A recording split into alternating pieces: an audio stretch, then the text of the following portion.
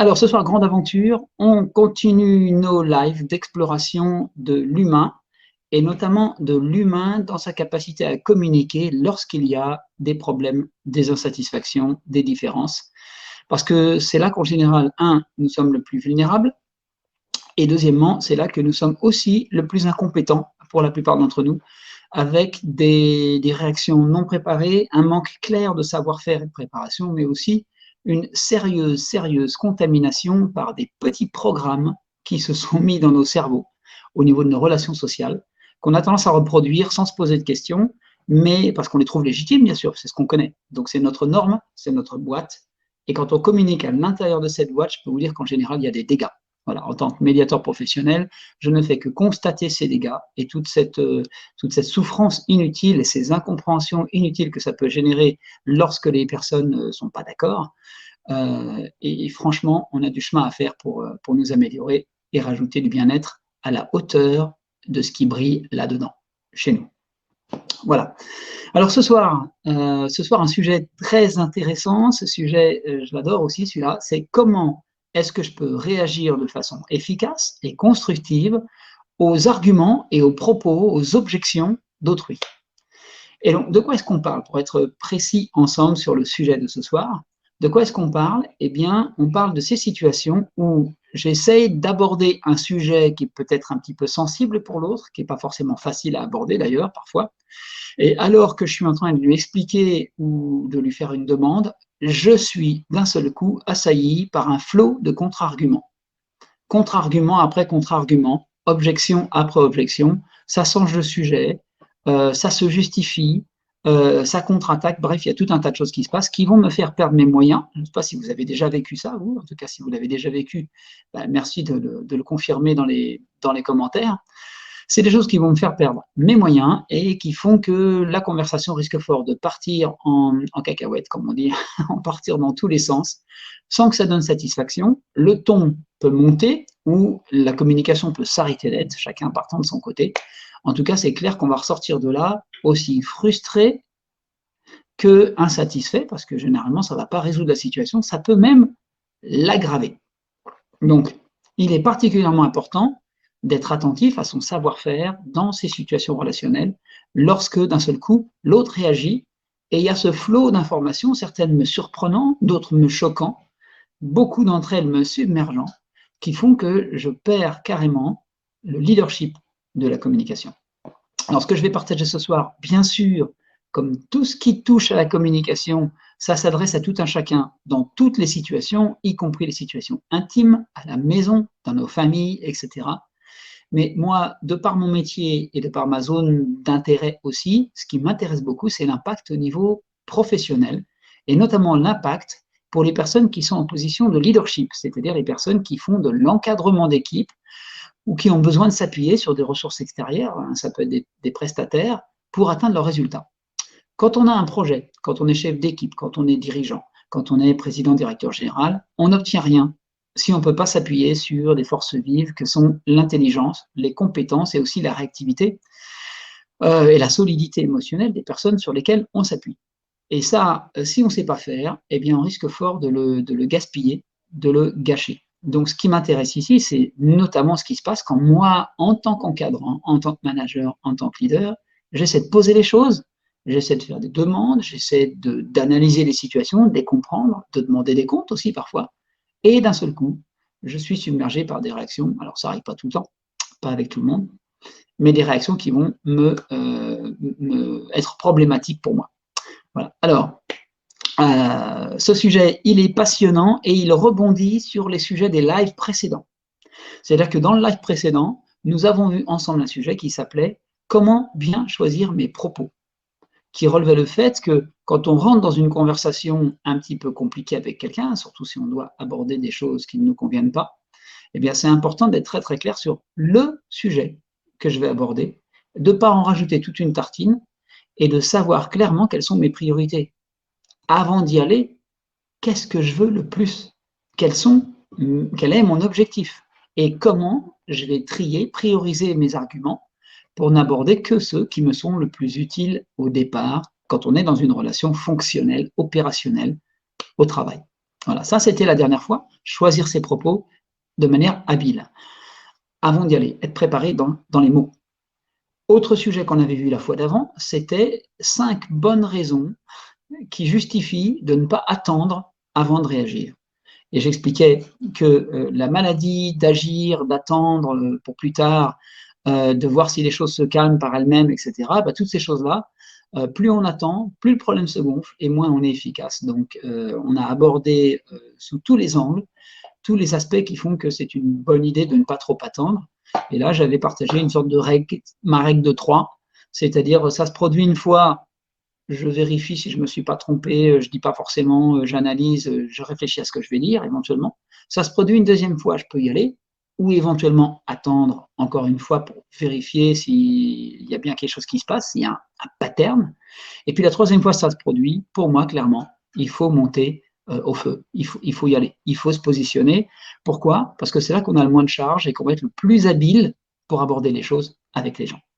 Donc, je vous renvoie, si ça vous intéresse, vers ces 2 lives qui sont encore sur ma page Facebook, mais qui vont bientôt ne plus y être. Par contre, qui resteront, mais découpés et mieux organisés sur ma chaîne Facebook, YouTube. Donc, je vous invite à regarder mes anciens lives dans les broadcasts qui ont été faits sur YouTube. Voilà. Je vous invite dans cette session, comme dans toutes les autres, à prendre de quoi noter, parce qu'il se pourrait bien que je partage des éléments de compréhension ou des pistes, des outils qui peuvent être utiles pour vous dans votre quotidien. Donc, n'hésitez pas à prendre des notes parce que mon intérêt à moi ici, c'est de participer à votre bien-être, c'est de contribuer à la diminution des situations de souffrance inutiles à cause de nos mauvais réflexes de communication. Donc, si ça peut vous servir, si vous pouvez le partager avec des gens que vous aimez, si vous pouvez faire du bien avec ça, eh bien, ça me fera le plus grand plaisir. Et ça me fera encore plus plaisir si vous m'envoyez un petit commentaire ou un petit email de temps en temps pour me le dire. Alors, j'en profite pour vous dire ici que si vous souhaitez éventuellement que j'aborde certains thèmes ici, éventuellement qu'on échange sur certains thèmes, merci surtout de me faire des propositions de thèmes et des idées, ou poser des questions sur des aspects qui sont liés à la communication en situation tendue. Et je me ferai un plaisir de faire de mon mieux, en tout cas, pour y répondre et programmer des directs, des émissions spécifiquement sur ce thème-là. Donc, si vous avez des idées de thèmes, ben, ce que je vous invite à faire, c'est tout simplement de m'envoyer un email. Je vais faire apparaître la bannière avec mon adresse email pour ceux qui sont sur Facebook et YouTube.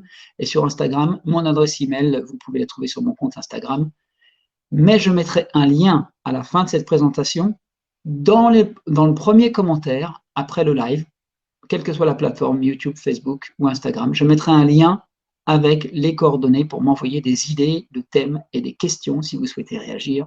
Ce sera avec grand plaisir et j'y répondrai le plus tôt possible en fonction de mon emploi du temps.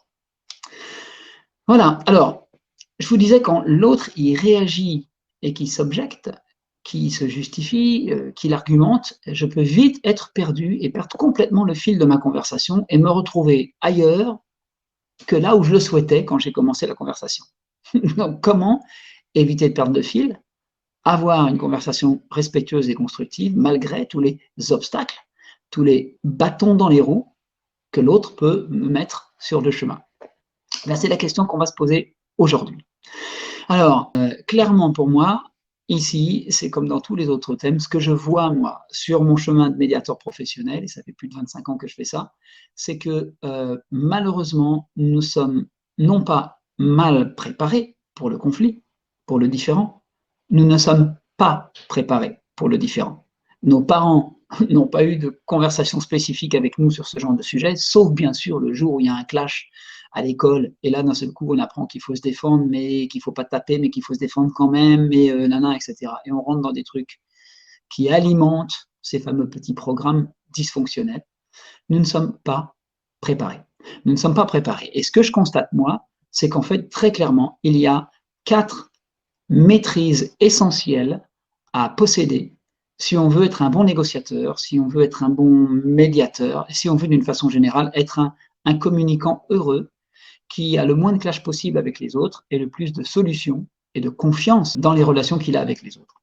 Donc, être un créateur de possible, c'est ça que j'appelle être un créateur de possible. Être un créateur de possible, c'est par sa façon de réagir, par sa façon de recadrer, de poser les choses, d'avancer dans la conversation, par sa façon de donner la place à l'autre aussi, sans pour autant nier la sienne, eh bien, être quelqu'un qui crée des possibilités à l'issue d'une conversation qui, normalement, avec les programmes qu'on nous a refilés dans notre culture, aurait dû mener, au pire, à une séparation et de la bouderie, au mieux, à des affrontements réguliers.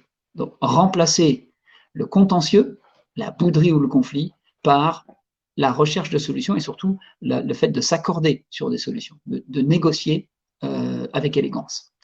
Donc on va tendre ici vers une parole impeccable et vers une écoute impeccable dans cet exercice de ce qu'on va faire aujourd'hui. Voilà, donc il y a 4 maîtrises essentielles. Ces maîtrises, je ne vais pas les citer ici, mais c'est ce que j'appelle les 4 maîtrises l'aïkido verbal. Et je couvre ça notamment dans une masterclass qui est encore en ligne accessible, mais qui va bientôt devenir payante, très bientôt d'ailleurs, la semaine prochaine. Donc j'explique ça dans une masterclass, c'est que si on veut être à la fois à l'aise, heureux dans nos relations, mais également être capable de se faire respecter et de trouver et de construire des solutions avec les autres, il y a 4 domaines de compétences, 4 maîtrises à acquérir en quelque sorte. Voilà, et ça c'est vraiment mon dada, c'est le fil de ma mission en tant que consultant, médiateur et formateur en entreprise. Voilà. Alors je vous invite à rester jusqu'à la fin de cette présentation parce que justement, à la fin de cette présentation, j'ai une petite surprise pour vous, quelque chose que je voudrais partager avec vous qui peut vous être utile dans vos contextes professionnels, mais aussi ça se transfère tout à fait dans les relations familiales et ça devrait changer en partie votre vision de l'humain et des conflits. Ça devrait peut-être vous décrocher de cette fameuse boîte dans laquelle nous nous retrouvons tous, parce que bien sûr, nous sommes le résultat de la culture dans laquelle nous baignons. Et quand je vois les débats aujourd'hui sur certains sujets, je me dis qu'il est temps qu'on change de culture, qu'on change de paradigme. Mais ça, c'est un autre sujet. Alors, si vous avez des réactions, n'hésitez pas à me les mettre en commentaire. Hein. Je vois vos commentaires et ça me fait plaisir d'ailleurs quand j'en ai. Également, si vous voulez à tout moment pendant ce live, éventuellement réagir en prenant la parole, parce que c'est pas toujours facile de dire les choses en tapant sur son clavier, surtout sur un smartphone. Je suis le professionnel de ça, les gros doigts qui changent d'écran. Eh bien, si vous souhaitez réagir en live avec la parole, c'est plus rapide. Je vous mets un numéro de téléphone auquel vous pouvez appeler. Et si vous appelez sur ce numéro, je décrocherai et on entendra votre voix en live. Et vous pourrez donc réagir ou poser vos questions, si vous le souhaitez, d'une façon qui va être beaucoup plus efficace en termes de temps. Parce que le temps est compté, nous n'avons qu'une heure. Alors, sur ce sujet, qu'est-ce que j'ai à dire? Alors déjà, pour ceux qui ne me connaissent pas, rapidement brossé, je m'appelle Dominique Proudhon, je suis médiateur professionnel, formateur et intervenant, consultant, conseil en entreprise.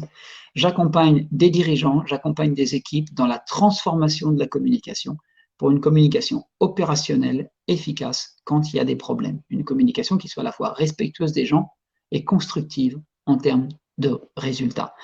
Donc on est sur l'intégration entre les valeurs humaines et les valeurs de productivité qui sont aussi des valeurs de survie en fait, parce que les entreprises font vivre des gens. Donc c'est vraiment un bateau dont nous sommes tous co-responsables. Après, il y a des effets de bord sur le monde de l'entreprise aujourd'hui par rapport au profit, etc. On pourra en discuter, mais ça n'est pas le sujet de mes lives. Bien, alors, et ce que je vais partager ici aujourd'hui, eh bien, c'est des constats de médiateurs et des éléments de résolution qui, je pense, dans la pratique, peuvent vraiment empêcher de se retrouver dans des conflits douloureux.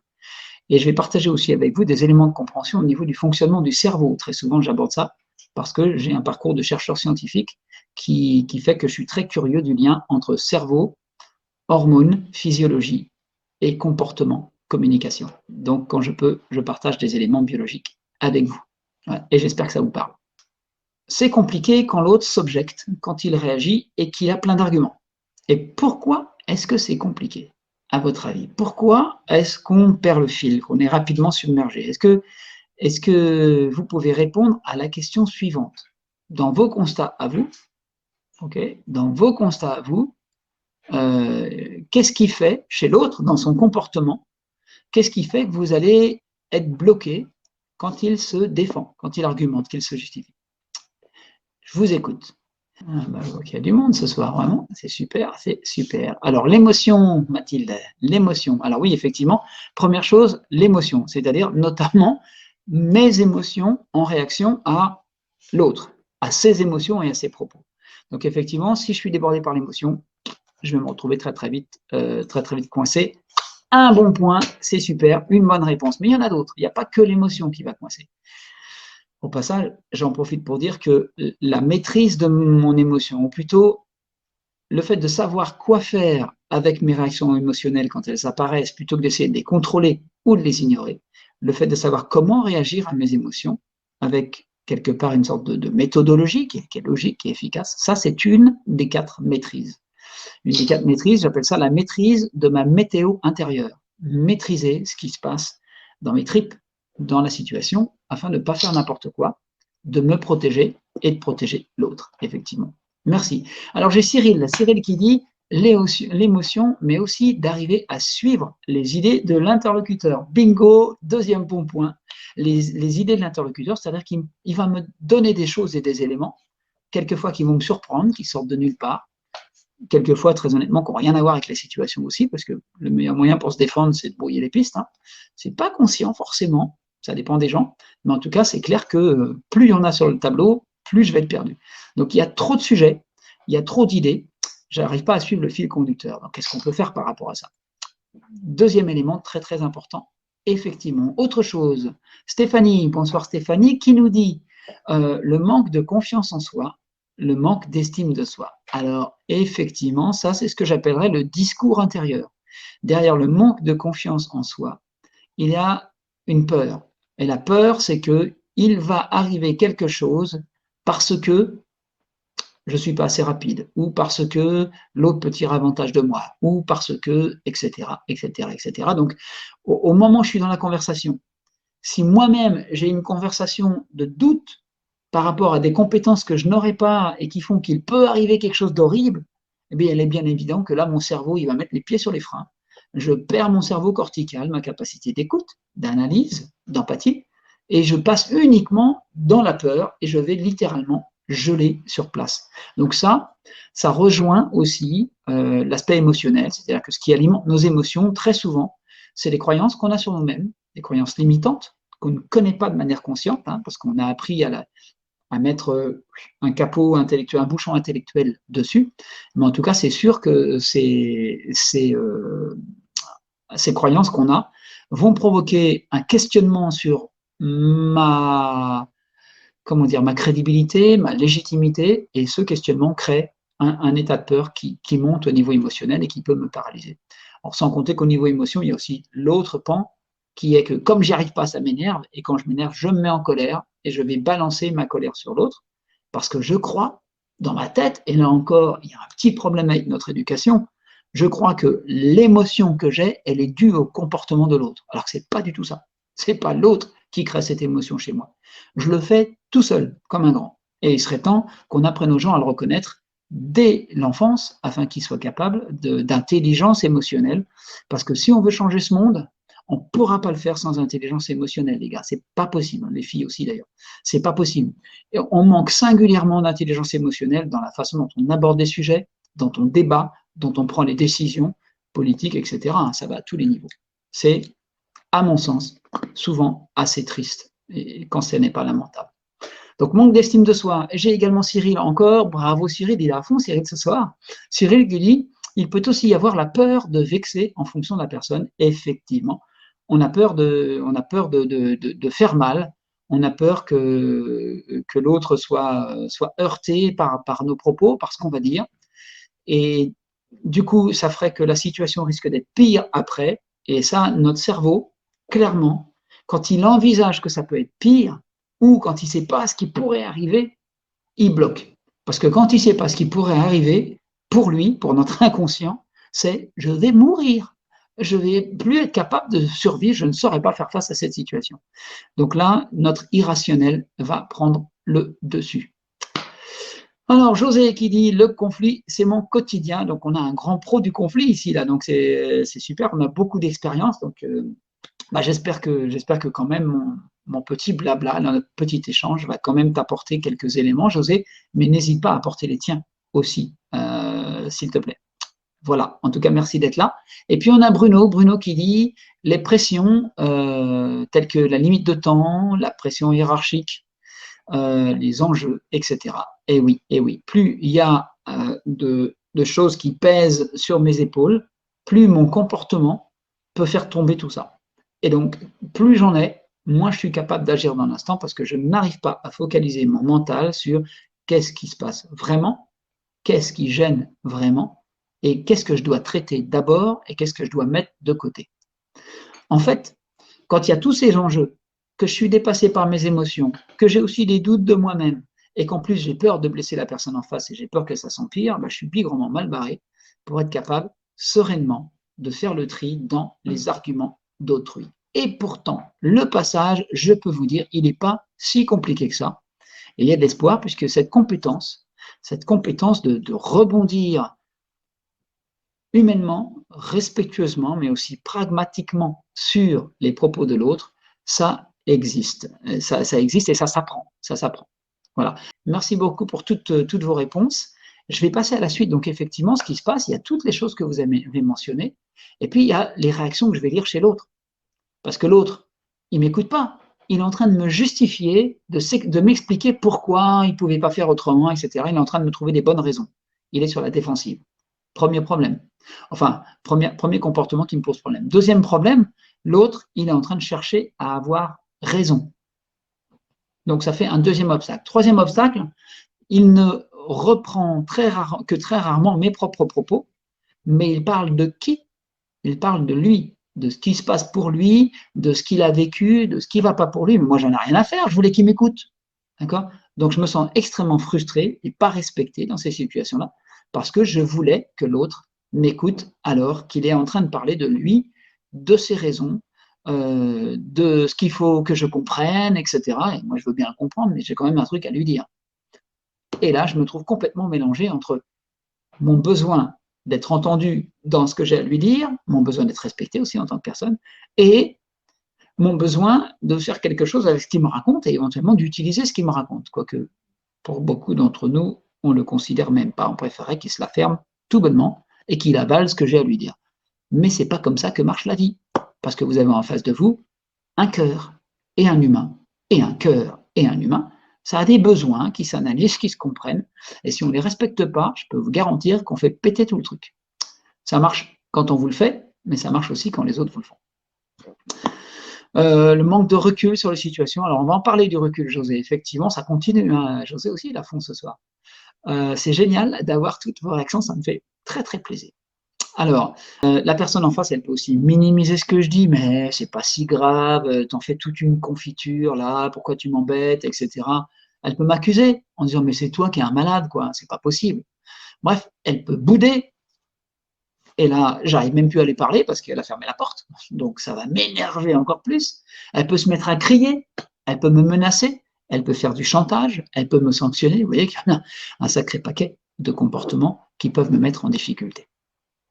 Le dernier élément que je voudrais soulever, c'est que on a aussi une croyance qui est très, très, très forte dans notre culture, qui n'est pas verbalisée, mais qui est très présente. Moi, je la vois en action chez toutes les personnes que j'ai pu auditer ou accompagner dans la gestion des conflits. Et cette croyance, c'est que quand l'autre nous donne des arguments, il faut que je sache quoi répondre. Il faut que j'ai déjà décidé ce qui est vrai, ce qui est faux, ce que je prends, ce que je ne prends pas, est-ce qu'on est d'accord, est-ce qu'on n'est pas d'accord. C'est là, il faudrait que mon cerveau soit capable de travailler et de traiter l'information à la vitesse de l'éclair pour que j'ai une réponse. Il faut une réponse. L'autre me dit un truc, il faut que je réponde du tac au tac. Et ça, c'est vraiment un faux ami. Il n'y a rien qui nous oblige à avoir analysé la situation à toute vitesse pour y répondre. C'est débile de penser ça. Mais quand on élève des petits-enfants au fil des années à avoir tout de suite la bonne réponse, et que quand il n'a pas la bonne réponse, soit on le gronde, soit on lui donne une mauvaise note, soit on l'ignore carrément et on cherche celui qui a la bonne réponse. Quand on s'impatiente parce qu'il ne nous dit pas que ça c'est un chat, il nous dit que c'est une vache, mais c'est quand même un chat, il doit dire chat. D'accord. Quand on s'impatiente sur leur gamin, on leur inculque dans le cerveau qu'il faut se dépêcher de donner la bonne réponse. Il faut tout de suite être brillant. mais avec toute la charge émotionnelle, les problèmes de croyance, de ne pas vouloir vexer l'autre, plus les enjeux que j'ai sur les épaules, tout ce qu'on a discuté tout à l'heure, plus les comportements de l'autre qui ne fait que parler de lui, de se justifier, de se défendre, comment voulez-vous que j'ai du temps d'ordinateur là-haut, de computer, pour analyser les choses, les séparer et être capable d'aller jusqu'à les peser pour me positionner? Comment voulez-vous faire? C'est impossible. Donc, première leçon ici, le faux ami, c'est de croire qu'on doit avoir réponse à tout tout de suite et jouer au tac au tac. Le secret, les amis, le secret, est-ce que vous voulez le savoir? C'est quoi le secret? Au lieu de faire ça, au lieu, j'ai souvent des gens qui me disent ouais, mais j'ai pas eu le temps de réfléchir, je savais pas quoi répondre, c'est allé trop vite pour moi. Le but à cet instant-là, ça n'est pas de réfléchir, ça n'est pas de réfléchir. Alors c'est quoi? Qu'est-ce qu'il faudrait faire à la place, les amis, qu'on ne nous a pas appris, qu'on fait quasiment jamais, et qui fait qu'on galère, on perd du temps, on s'étripe, on n'est pas content. Remarquez, au moins, pendant ce temps-là, on se sent vivant, hein, ça occupe. Mais on a d'autres choses à faire avec nos vies. À votre avis, c'est quoi? Merci énormément, dit José, super. Le but, c'est pas d'avoir une réponse tout de suite, ça c'est ce qu'on nous a appris et c'est débile. C'est débile. Et d'ailleurs, quand on voit ce qui se passe, par exemple, dans des débats télévisés, etc., vous trouvez ça intelligent, ces discussions? Jouer à qui aura plus raison que l'autre, à coup d'arguments comme ça, ou à qui a la plus grosse? Punaise, les gars. On va rentrer, on est au 21e siècle, on est encore en train de discuter comme ça, mais quand est-ce qu'on va résoudre nos problèmes? Quand est-ce qu'on va être humain dans notre façon de communiquer? Vous pouvez me dire? Alors, il faut qu'on sorte de ces vieilles histoires. Alors, il ne s'agit pas d'avoir réponse à tout. Alors, il s'agit de faire quoi? Il s'agit de faire quoi? De respirer. Non, enfin, respirer, c'est un outil, je vais l'utiliser, c'est sûr, ça va m'aider. Mais ce n'est pas ce qui va faire avancer la conversation. Ça va m'aider, par contre, à calmer mes émotions, à être présent à ce que l'autre dit, à pouvoir analyser les arguments qu'il va donner. Donc, ça a un sacré avantage de respirer. Bravo, Stéphanie, c'est un très, très bon réflexe. Donc, d'abord, respirer et être conscient de sa respiration. Premier truc. Deuxième truc, recentrer le problème. Alors, non, trop tôt. On ne peut pas recentrer un problème si on n'a pas pu mesurer à quel point on s'est décentré. Et notamment si on n'a pas pris en compte les arguments de l'autre pour faire une carte de voilà, voilà moi ce que j'ai, voilà ce que je vois, voilà toi ce que tu as, voilà ce que tu vois. Là, alors, on peut recentrer. Mais si tu es en train de te défendre, Cyril, si tu es en train de te défendre, d'argumenter, de te justifier, d'accord, et que moi, j'essaye de recentrer la conversation, tu vas le vivre comment? Tu sais comment ton cerveau limbique va interpréter ça? Attends, je recentre. Tu sais ce qu'il va comprendre, ton cerveau limbique? Il ne va pas entendre que je suis en train d'essayer de recentrer. Il va entendre, ferme ta gueule, c'est moi qui cause.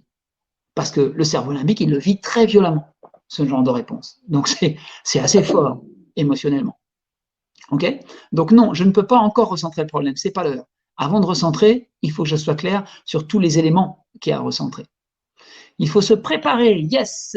Alors ça c'est Catherine. Catherine, effectivement, il faut se préparer, mais ça, se préparer, c'est avant, parce que pendant, j'ai pas beaucoup de temps pour me préparer. Par contre, il y a quelque chose que je peux faire qui est proche de se préparer. C'est génial, j'ai plein de propositions. Il faut écouter. Ah, ça c'est pas mal. Il faut écouter, écouter et reformuler. Effectivement, effectivement. Alors José qui dit, quand on est interrompu, c'est que l'autre ne nous écoute pas. Faux. Vous voulez savoir mon constat de médiateur? Moi, ça fait plus de 20 ans que je fais ça. Et je peux vous dire, dans mon constat, je peux me tromper, hein, mais mon constat à moi, c'est quand l'autre me coupe et qu'il interrompt, c'est que c'est pas qu'il ne nous écoute pas, c'est qu'on ne l'écoute pas. C'est qu'on ne l'a pas pris en compte. C'est qu'il se sent menacé, c'est qu'il ne se sent pas compris, c'est qu'il a besoin d'être compris, d'être entendu. Donc quand l'autre nous interrompt, c'est parce que lui, il a perçu que je ne l'écoutais pas. Alors, si moi je me concentre sur moi et que je me dis il ne m'écoute pas, je suis en train d'en faire tout un enjeu personnel et là j'ai coupé la communication. Il n'y a plus d'autre. Il n'y a plus que mon petit ego qui essaie de pousser la porte et d'écraser l'autre avec. D'accord? Donc, effectivement, ici, ce qui va être important, c'est de sortir de cette illusion que l'autre n'est pas en train de m'écouter. L'autre, s'il est en train d'argumenter, de partager des propos, c'est parce qu'il y a quelque chose d'important qu'il faut que je capte pour le respecter, pour le comprendre et pour arriver à avancer dans la communication. Après tout, il y a peut-être un élément que j'ai raté qui va faire que je vais réanalyser la situation. Ok? À minima, si ce n'est pas le cas, il y a des choses à faire pour que je le comprenne. Super. Donc, effectivement, reformuler ce que l'autre dit. Donc, ça, c'est Eléa. Super. C'est une très bonne proposition. Reformuler. Mais avant de reformuler, il faut d'abord écouter. Donc, on a écouté et reformulé. Donc, ça, c'est super. Ça veut dire que, donc, au lieu de céder à ce faux ami vraiment qui nous pourrit la vie, de dire, mais il faut absolument que j'ai la réponse là maintenant. Non, vous savez ce que vous faites? Vous vous dites, OK, l'autre, il est en train de causer, il prend de la place, il a besoin d'être écouté. Eh bien, je vais faire quoi? Je vais l'écouter et je vais essayer, dans ma tête, de différencier les différents éléments qui étaient abordés par la personne. C'est ça qu'il faut que je fasse. Donc, je l'écoute, et quand je l'ai écouté et que j'ai entendu différentes choses, je lui dis, OK, donc, OK, il y a ça qui t'embête, il y a ça qui te fait réagir, il s'est passé telle chose, etc. Ce qui est important pour moi, je rejoins ce qui a été dit tout à l'heure, je crois, par Cyril ou par José, c'est qu'il faut que je sois capable de mapper, de créer une cartographie de tous les éléments que l'autre a dit pour pouvoir tous les reformuler dans un ordre qui va aller vers la recherche de solutions, si possible. Okay, donc, reformuler ce que l'autre dit, c'est extrêmement important. Il faut donner à notre interlocuteur, et c'est important, l'impression qu'on est conscient que notre objectif, c'est d'abord de le comprendre, pas de lui faire avaler la couleuvre, mais de le comprendre. Ensuite, on verra ce qu'il fait. Si je vais trop vite, ça ressemble plus à un viol qu'à une communication psychologiquement, très honnêtement. Okay, donc, qu'il soit conscient qu'on a toujours l'intention de le comprendre quand il a besoin d'être compris.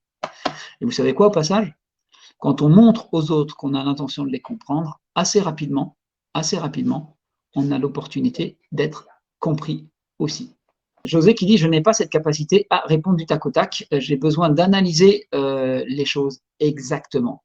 Par contre, ce qui se passe chez nous, la plupart du temps, quand on est aussi émotionnellement submergé, on a tendance à se dire, bon, ça va trop vite, j'y arrive pas, il faut que j'analyse ça plus tard.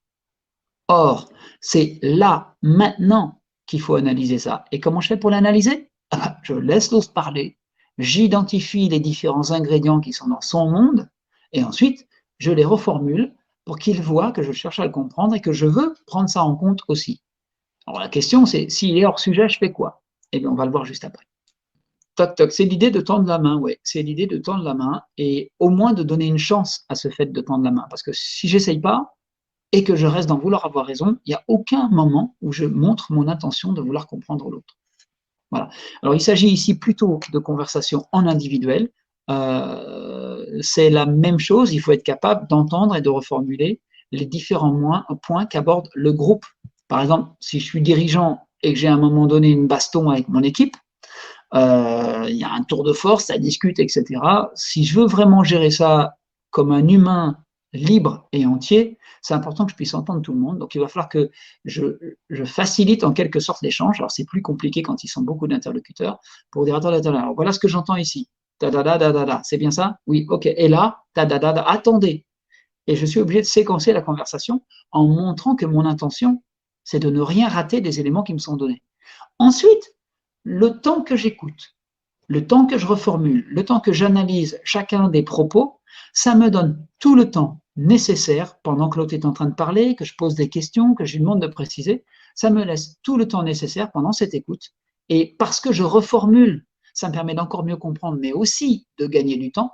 Eh bien, non seulement c'est l'effet qui se goule ici, ça a deux avantages. Non seulement ça donne à l'autre de l'espace, ça donne à l'autre du respect, ça tend la main et généralement ça calme le jeu au niveau émotionnel, donc ça calme aussi mon jeu émotionnel. Mais en plus, deuxième effet qui se coule, c'est que quand je reformule comme ça me fait gagner du temps de réflexion dans ma tête.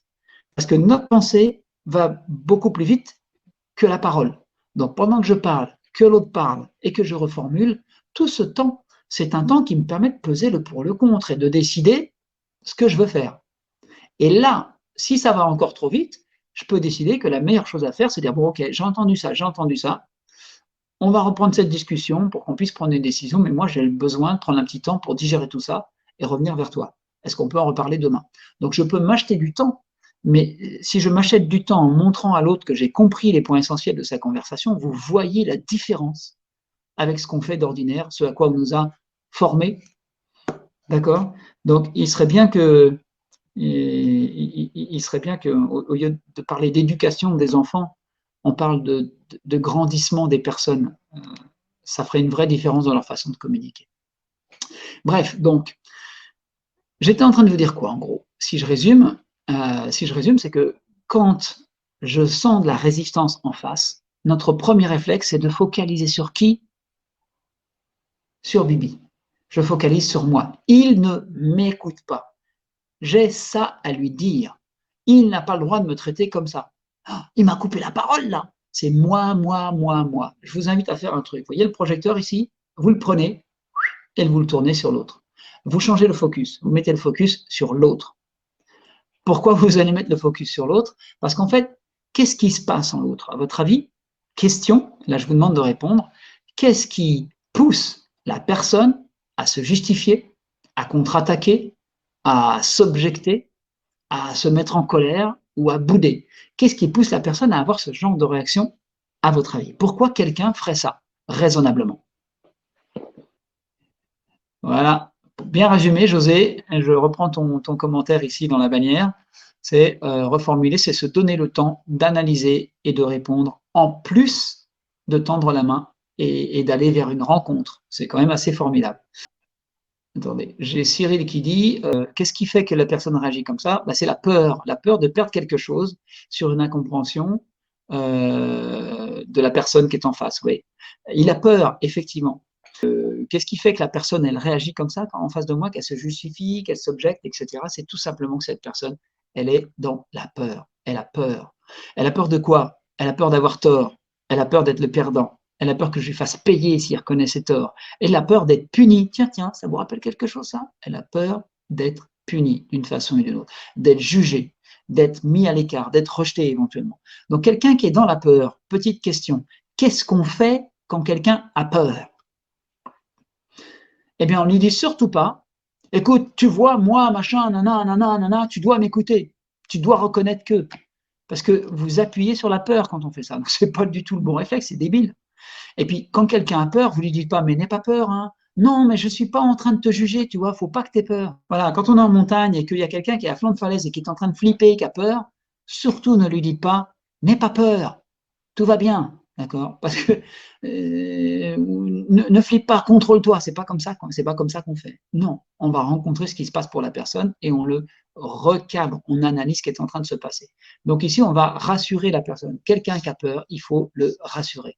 Il faut que je prenne soin de lui, pas de moi, de lui. Le réflexe, c'est, merci Charlotte, effectivement, on l'écoute, c'est ce qu'on a dit tout à l'heure, on va le rassurer. On va le rassurer. Et rassurer l'autre, on le rassure par l'écoute, on le rassure par la reformulation, on lui montre qu'on voit ce qu'il voit et qu'on comprend ce qu'il vit, même si on n'est pas d'accord d'ailleurs, qu'on comprend ce qui se passe pour lui.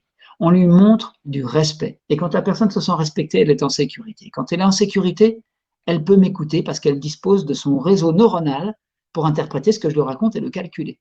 Quand elle est en inquiétude, l'émotion dans le cerveau bloque les fonctions néocorticales et notamment agit très fortement sur les neurones miroirs qui font que la personne, elle n'est pas disponible pour m'entendre, pour comprendre ce que je dis et pour le traiter.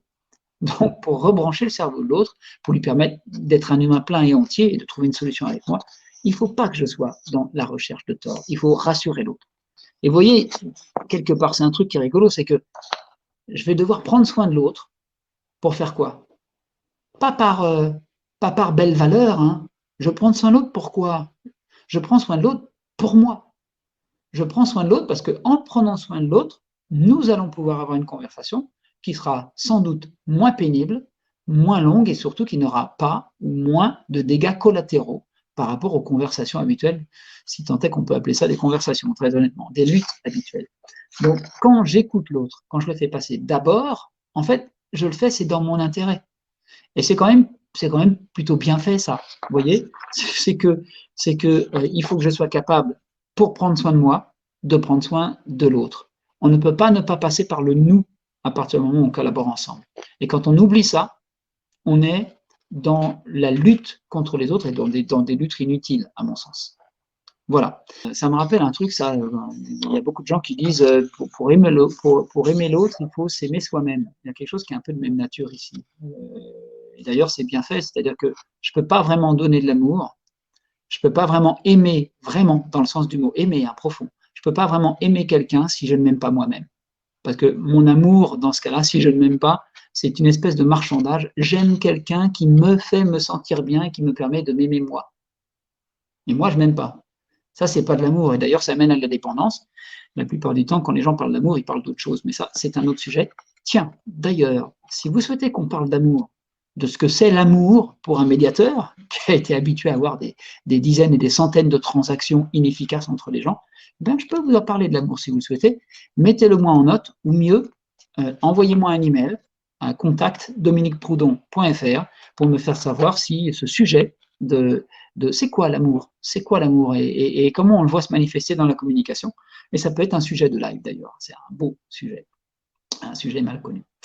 Voilà. Alors, au passage, j'en profite pour vous dire que si au travail, vous encadrez une équipe, vous bossez, vous collaborez avec des gens et que vous rencontrez une situation particulière que vous souhaitez aborder plus spécifiquement, n'hésitez pas à prendre contact avec moi pour fixer un rendez-vous. Je peux vous proposer un rendez-vous de 45 minutes maximum, gratuit, pour faire un survol et une analyse de votre situation et voir quelle est votre part dans ces situations et quels sont vos degrés de liberté, les endroits où vous pouvez agir pour essayer de dénouer cette situation.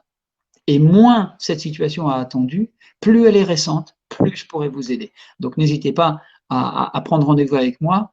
À la fin du live, dans les commentaires, le premier commentaire, je mettrai un lien vers un calendrier qui vous permet de réserver un moment avec moi si vous êtes dans une position d'encadrement d'équipe, de leadership, que vous êtes entrepreneur, dirigeant et que vous devez travailler avec les autres de manière efficace pour atteindre vos objectifs.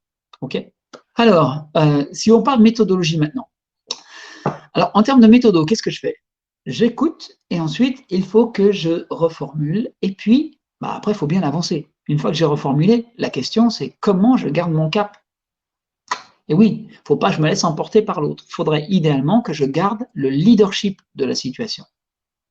Au passage, en leadership, chez beaucoup de leaders, je vois encore un faux ami.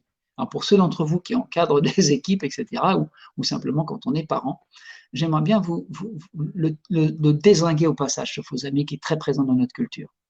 Ça vous intéresse? Yes, ok. Donc du coup, ce faux ami, c'est quoi? Eh bien, c'est une croyance, et cette croyance, elle dit que quand je suis en position d'autorité, quand je suis le chef, quand je suis le responsable ou quand je suis le parent, c'est pas à moi d'écouter l'autre. C'est pas à moi de le comprendre. C'est pas à moi de m'adapter. C'est à lui de s'adapter à moi.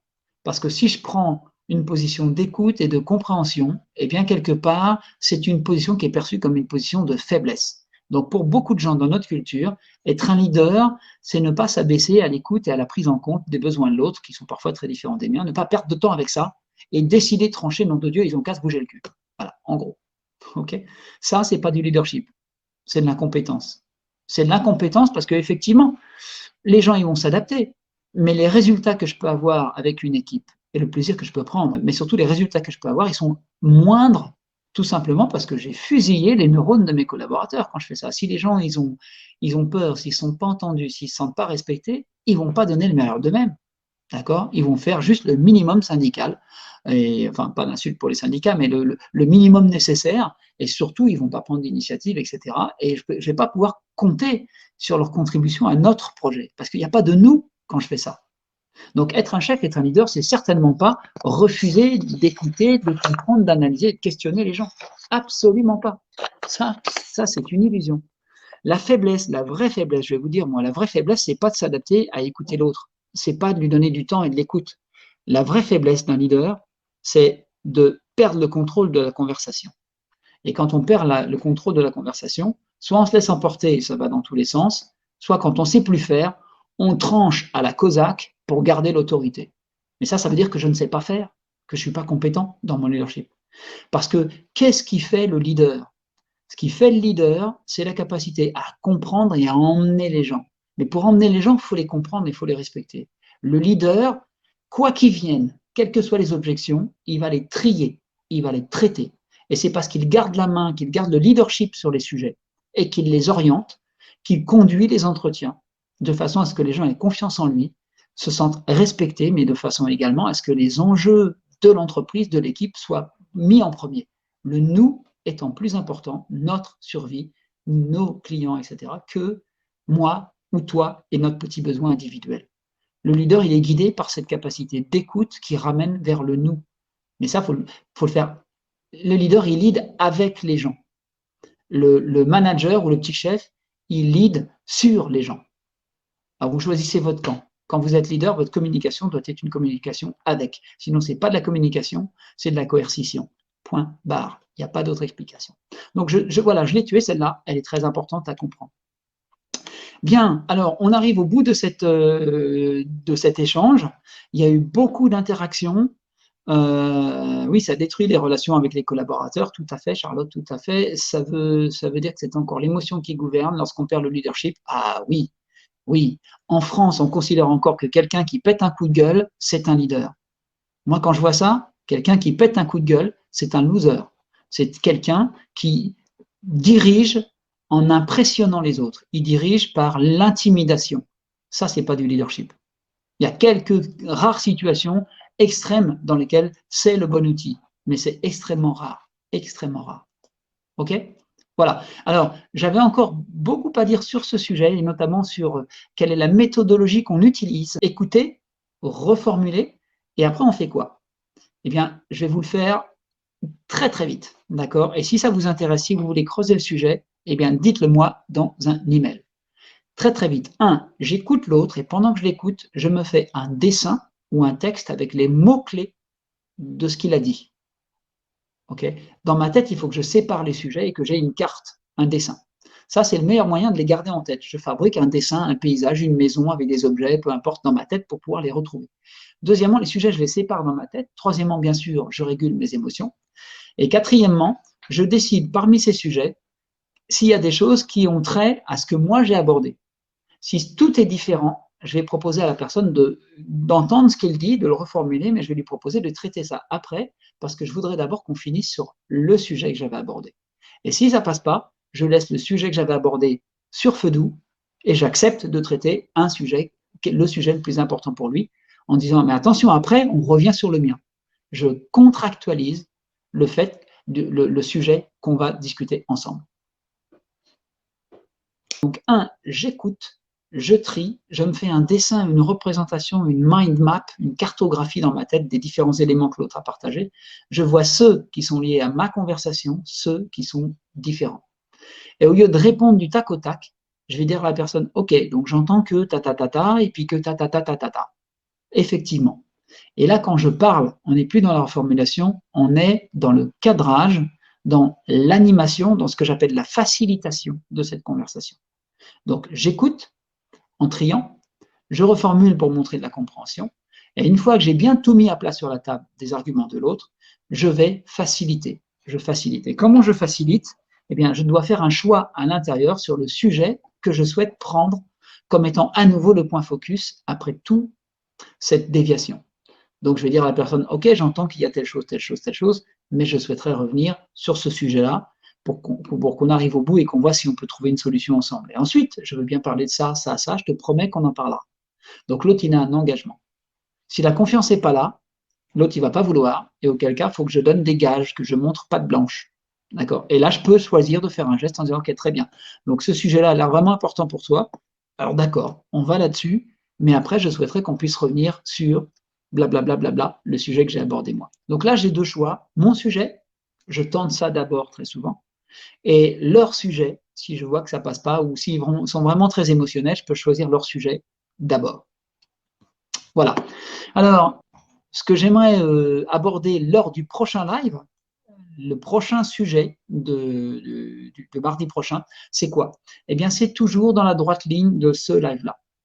On a vu en fait qu'il fallait être capable d'écouter et de reformuler, c'est-à-dire d'accuser réception des messages que l'autre veut m'envoyer pour qu'il voit que je cherche à le comprendre, je cherche à l'écouter, tout comme j'aimerais qu'il cherche à me comprendre et à m'écouter à son tour.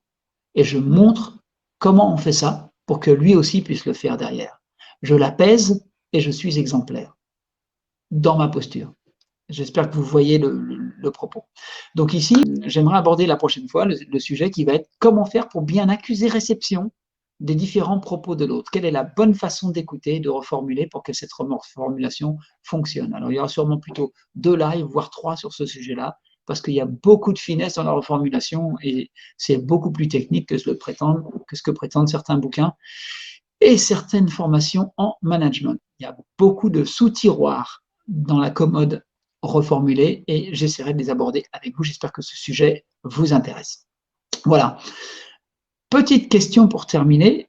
À votre avis, je vous ai dit, au lieu d'essayer de répondre du tac au tac et d'analyser pour décider là maintenant, je déciderai plus tard sur la base de ce que j'ai entendu, donc j'écoute, sur la base de ce que j'ai trié également dans ma tête, et sur la base d'avoir rassuré l'autre pour reformuler ce qu'il me dit pour que je montre que je le respecte dans ma façon de communiquer.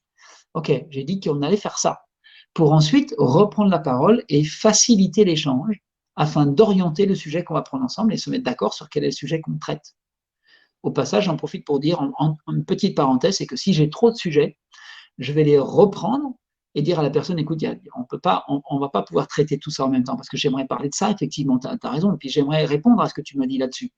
Mais on ne peut pas traiter de ça et également du sujet numéro 1, du sujet numéro 2. Donc je te propose, moi je vais les garder pour note, d'accord? Et on peut en reparler plus tard, ou je te propose un rendez-vous pour reparler de ça, ou si moi je considère que c'est pas important, je peux aussi botter en touche en disant à la personne, écoute, ok, j'entends qu'il y a tel aspect et tel aspect dans cette situation qui sont importants pour toi. Si c'est des choses que tu souhaites approfondir, sur lesquelles tu veux qu'on discute, moi je suis prêt à te donner du temps spécifiquement pour parler de ça et de ça. D'accord? Si tu en fais la demande. Voilà, je te laisse réfléchir. Ou à moins qu'il la fasse maintenant. Mais pour l'instant, j'aimerais vraiment, s'il te plaît, qu'on puisse rester sur cette conversation. Vous remarquez à la fois, dans ce que je suis en train de faire ici, qu'il y a non seulement les propos, mais il y a quelque chose qui se passe dans le ton de ma voix. Et je pense que ça peut être bien aussi d'ailleurs de faire un live sur la tonalité, la rythmique de la voix et les silences qu'on utilise quand on veut faciliter une conversation. Ok? Voilà, donc j'ai une petite question pour vous et j'aimerais que vous me la mettiez en commentaire sur la fin du live là. À votre avis, quels sont les obstacles chez vous là maintenant? J'aimerais savoir quels sont les obstacles que vous ressentez chez vous qui font qu'il vous paraît éventuellement difficile de donner de l'espace pour écouter, reformuler et prendre de la hauteur pour trier les éléments. Qu'est-ce qui est difficile dans ce que je viens de proposer? Qu'est-ce qui coince pour vous? J'aimerais bien avoir vos réactions ici dans les commentaires. Ça me permettrait de savoir sur quoi il faut que j'insiste lors de mes prochains lives. Voilà. J'écoute toujours les propositions de mes collaborateurs et je les responsabilise. Ouais. Alors attention, moi, en tant qu'intervenant en entreprise, quand j'entends je les responsabilise, il y a plusieurs manières de faire ça. Alors, l'intention est bonne de les responsabiliser, mais il y a le comment je les responsabilise. Et souvent, il y a des gens qui me disent ah mais j'ai fait ça, je les ai responsabilisés. Et quand je leur demande comment ils ont fait pour les responsabiliser, ça m'arrive de leur dire je suis désolé, mais là tu les as infantilisés, pas responsabilisés.